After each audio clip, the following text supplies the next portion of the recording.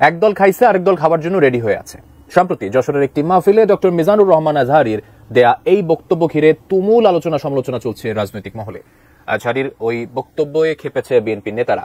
এমনকি দলটির সিনিয়র নেতা শামসুজ্জামান দুদু আজহারীকে মাহফিল ছেড়ে রাজনীতিতে যুক্ত হওয়ার পরামর্শ দেন, জানিয়ে মিশ্র প্রতিক্রিয়া দেখা গেছে তার ভক্তদের মাঝে। এবার বিএনপি নেতাদের ওই সমালোচনার জবাব দিলেন আজহারী নিজেই।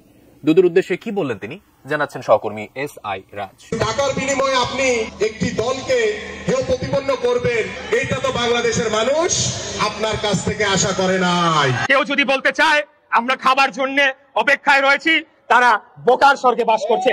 ভাইরে রাজনীতি করবেন স্বনামে আসে, আড়াই লাখ লাগে রাজনীতি। আমার গত সপ্তাহের যশোরের আলোচনার একটা লাইনকে কেন্দ্র করে আমাদের অনেক রাজনীতিবিদ বন্ধুরা অনেক ক্ষুব্ধ প্রতিক্রিয়া দেখাচ্ছেন। ওই কথাকে নিজেদের গায়ে টেনে, নিজেদের গায়ে মেখে ওনারা ক্ষুব্ধ হয়েছেন। প্রিয় ভাইয়ের, আমি বলেছিলাম যে একদল খেয়ে গিয়েছে, আরেক দল খাওয়ার জন্য রেডি হয়ে আছে। তো এখানে কি আমি কোন দলের নাম বলেছি? বাংলাদেশে 48টা প্রায় নিবন্ধিত রাজনৈতিক দল, কোন দলের নাম আমি বলিনি। কথাটাকে আমি জেনারেল রেখেছি। দায়ীদের বৈশিষ্ট্য এটা, দায়ীরা জেনারেলি কথা বলে, যার যেই মেসেজ নেয়ার তারা সেখান থেকে নিয়ে নেয়।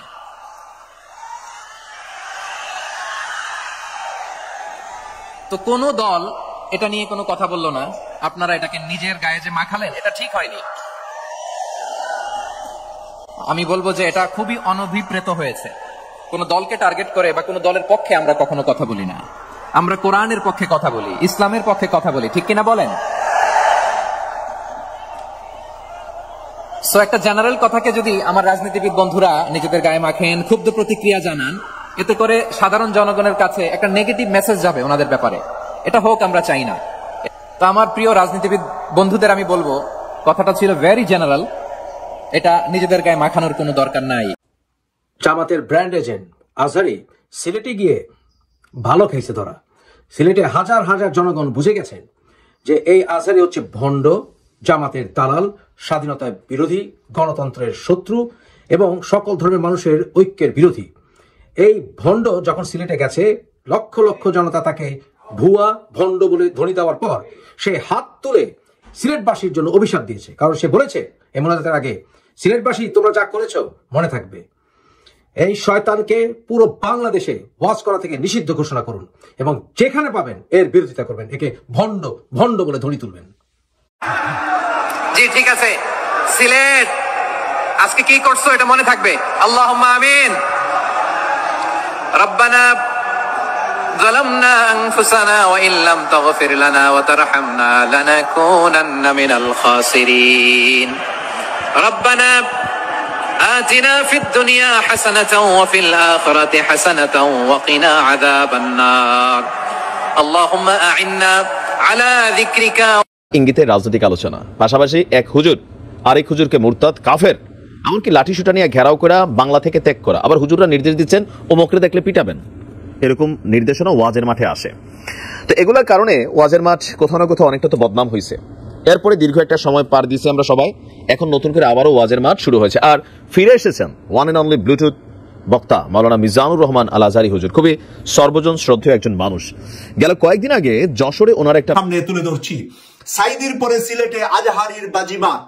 আল্লামা দেলোয়ার হোসেন সাইদি সাহেবের পরে সিলেটের মাটিতে এত মানুষের সমাগম আর কখনো মানুষ দেখে নাই।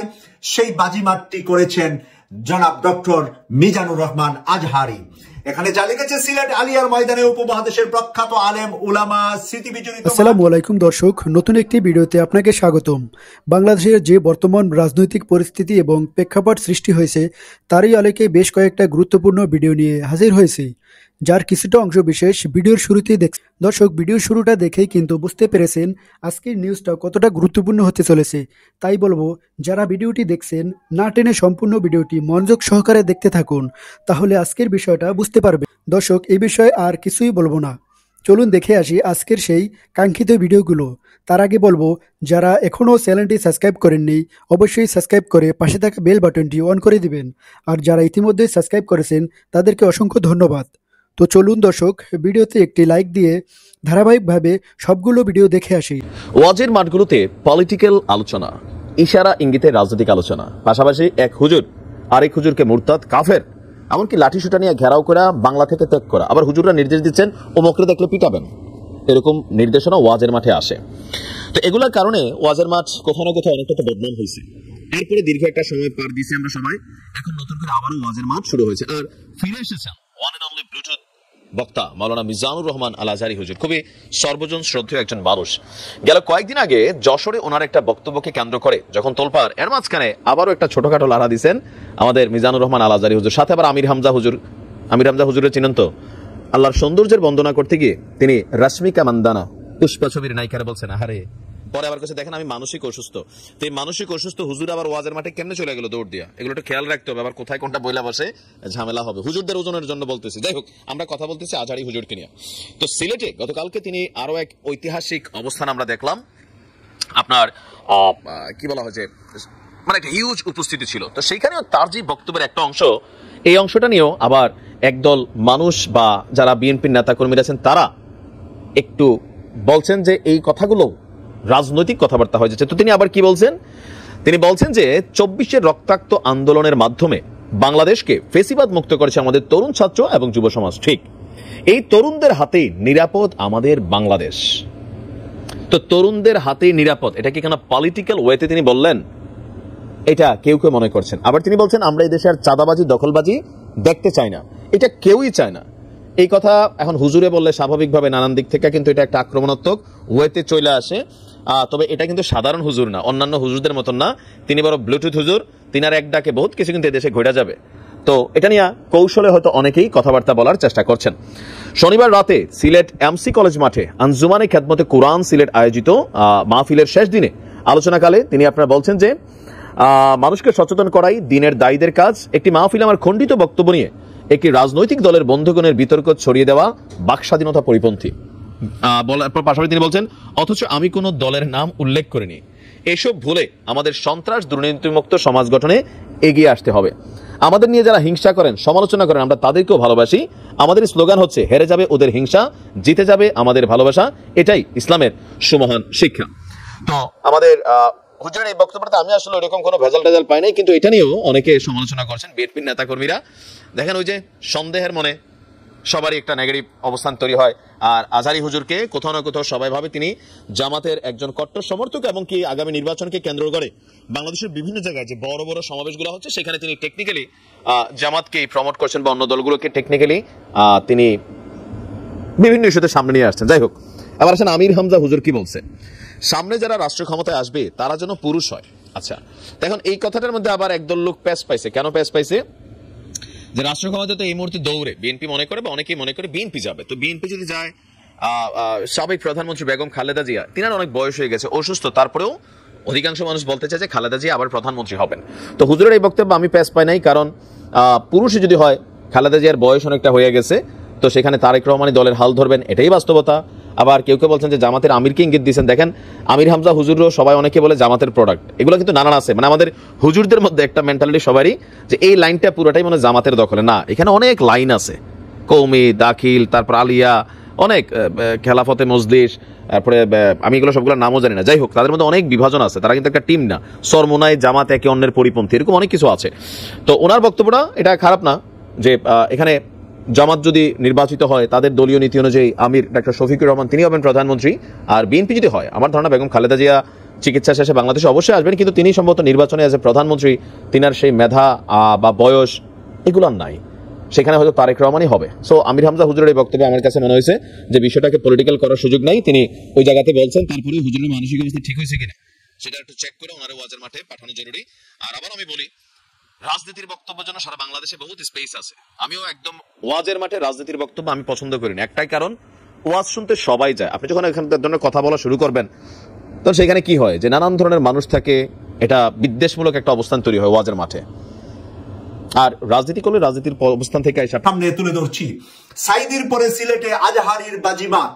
আল্লামা দেলোয়ার হোসেন সাইদি সাহেবের পরে সিলেটের মাটিতে এত মানুষের সমাগম আর কখনো মানুষ দেখে নাই। সেই বাজিমাতটি করেছেন জনাব ডক্টর মিজানুর রহমান আজহারি। এখানে যা লিখেছে, সিলেট আলিয়ার ময়দানে উপমহাদেশের প্রখ্যাত আলেম উলামা স্মৃতি বিজড়িত মাঠ। এই মাঠে সমাবেশ করে নির্বাচনী যাত্রা শুরু করেন রাষ্ট্রের প্রধান দলগুলো।